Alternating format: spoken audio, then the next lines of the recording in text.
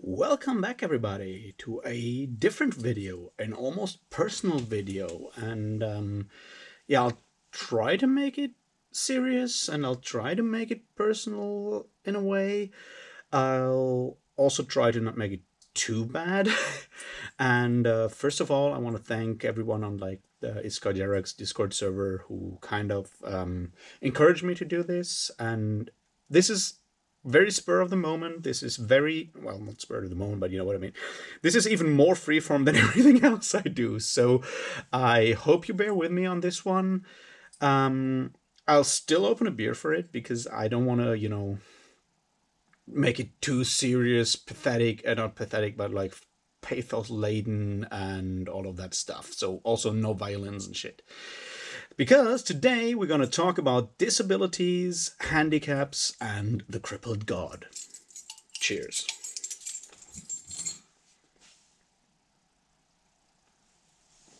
All right, first of all, to get this out of the way, yes, this is personal because I do have a disability. I guess all of you know at this point, I'm blind. So yeah, the fact why I'm not looking at the camera is because I don't see the camera. Anyway, and the representation of people with handicaps within fiction is obviously a difficult one. I'm not going to go too deeply into that. I might go back at it at the end of the series, but I kind of felt like maybe doing something about this like last night when I came up with the idea. And I figure I'll just do it right now, and then after my current reread, I might go back and see if my opinions have changed or if I have anything to add or whatever.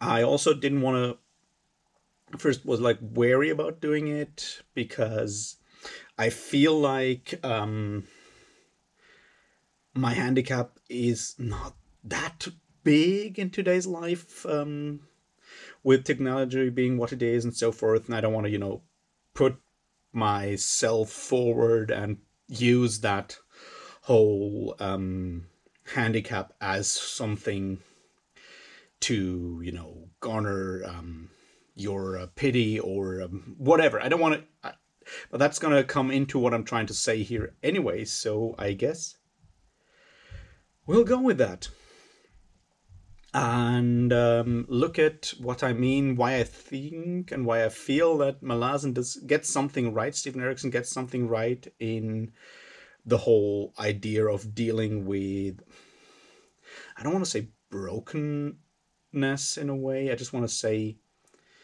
yeah, I don't want to use those stupid terms. Let's call it brokenness and let's call it handicaps or disabilities, and if you feel offended by it, then well, fuck you. That's your problem, not mine. I have to deal with that shit anyway as well. All right, that being out of the way, let's go at what I feel is important.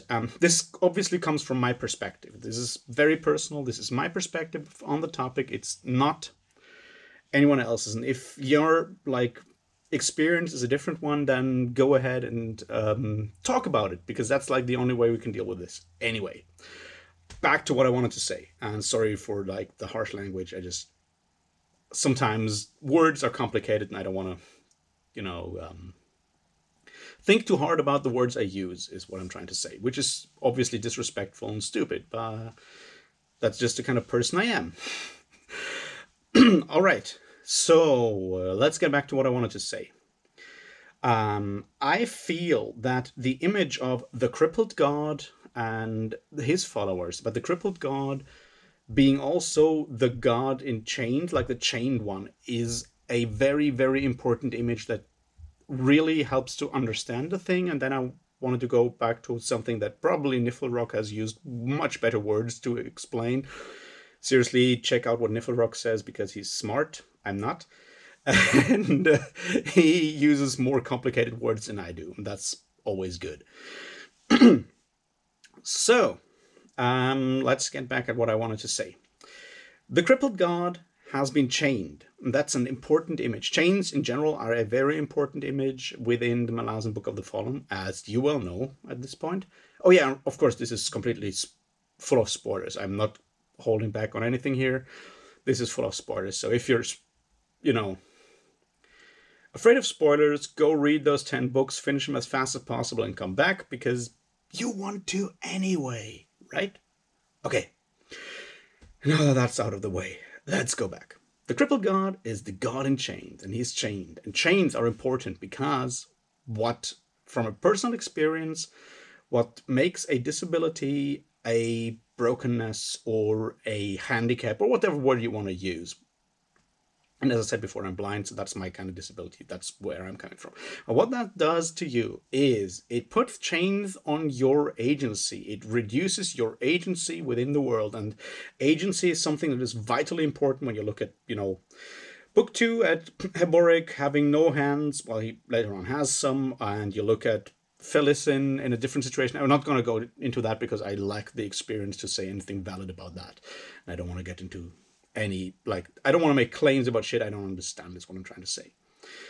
But what a disability does to you is it reduces your agency. It puts chains on your expression within the world, on your agency. You cannot do things that other people can do. Now, I know there's other situations where that is the case, where economic chains, economic situations, or other things hold you back from fully expressing yourself and doing whatever the fuck you want. I know that. But the thing I'm trying to say here is that with a disability, a physical disability or a psychological issue, disability, handicap, whatever, you reach situations there that while all the other restrictions that apply to humans in their different life situations, even if all of those are taken away, which they in an ideal world would be, economic pressures, gender discrimination, all of that stuff is taken away, then people can do those things. But with a disability, you run up against one of those hard rules of the universe. You run up against one of those hard borders where you cannot go any further. It's like, no matter what, at this point, even if I have all the money in the world and all the other stuff that I want, I won't be able to have a car and drive a car and drive a car in public.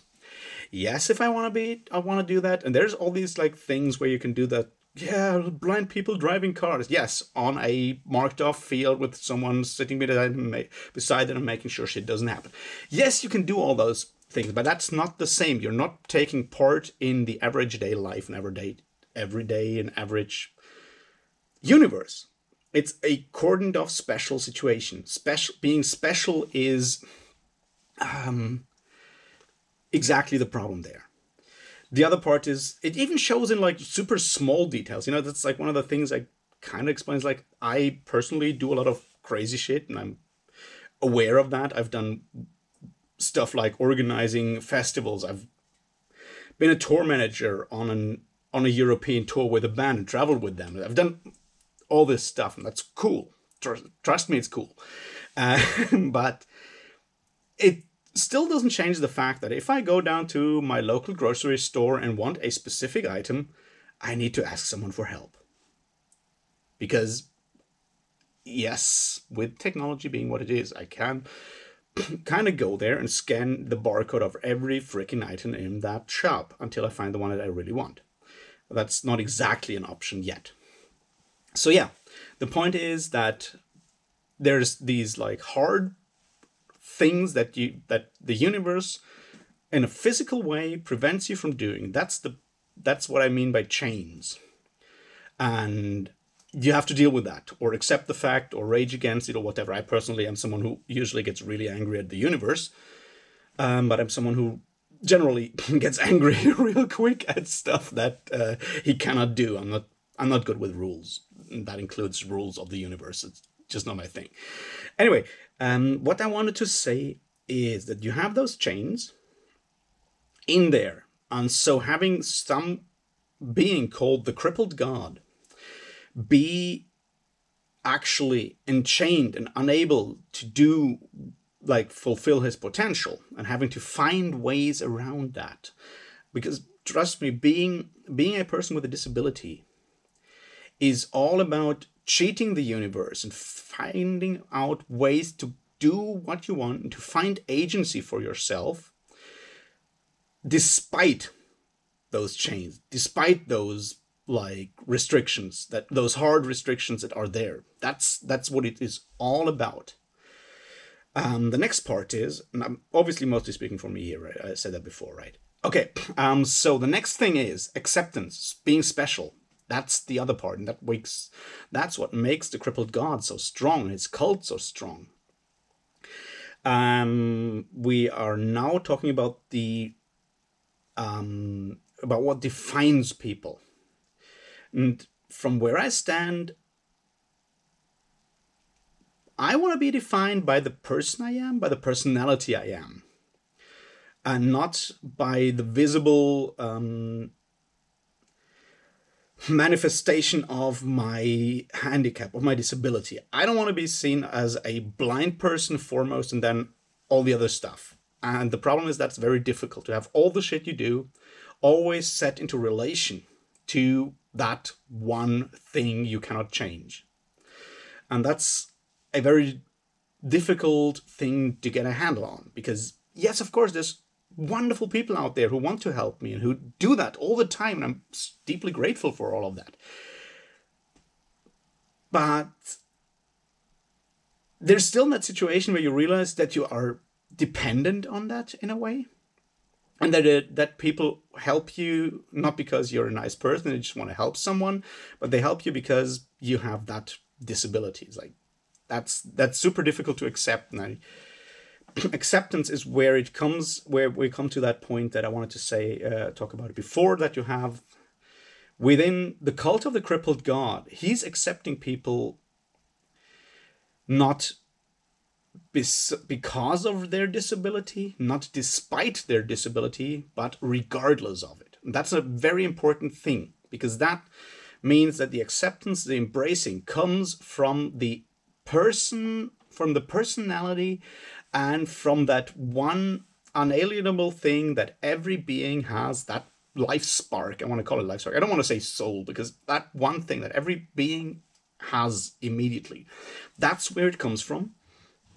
And the other stuff accretes to that. And to have someone accept you and embrace you for the person you am, for the person you are, without any reference to your personal brokenness, that's a very, very, very powerful thing. That's something that then again we also see, and that's why it is so good, that then we see at the end, when we show the empathy and compassion, when the Malazans show the empathy and compassion to the Crippled God himself, the Crippled God itself. I think itself sounds better.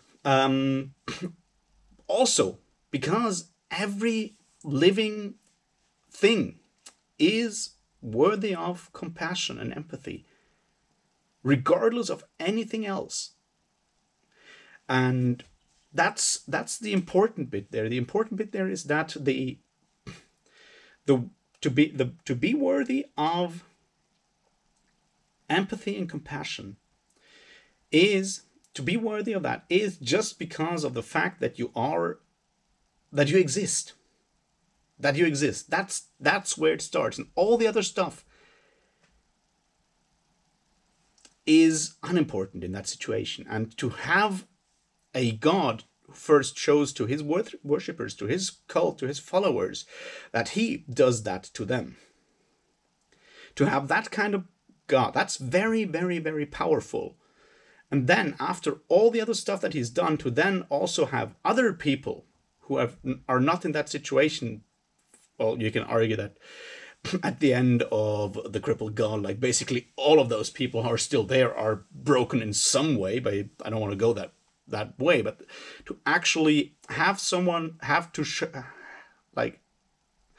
to come to the point where people accept the fact that they can even embrace and empathize with someone as problematic as the Crippled God, just because of him existing. That's a very, very powerful thought. That's something that in my darker moments really speaks to me, I guess. Yeah, I do have some of those darker moments. I don't Yeah, no, I don't show them on screen so much, but yeah, that's just something that came into my mind last night when I thought about it very, not that much. And then I felt like maybe I don't want to be the one talking about that because I'm not that much like actually reduced in my agency because of my disability, and probably other people are much more worthy of talking about it. And then I realized that that's exactly the problem, and I figured I'll just, go ahead and do that. I hope you could take something out of it. I'm not sure. This felt rather rambly in a way. And also super personal. I hope you could take something out of it and maybe see that I'll maybe in the future do something on the general idea how people with handicaps are like represented or dealt with in fiction, because there's a lot of stuff to be said about that as well. I don't want to get into right now. But yeah, I'll probably do that in the future. Unless until then, like, I'll be back with a Dead House Gates reread in the next couple of days, and I hope you have a wonderful weekend and everything. And I'll talk to you real soon. And if you have comments, then just leave them down below. And yeah, that's what I was trying to say. Anyway, talk to you soon. Cheers.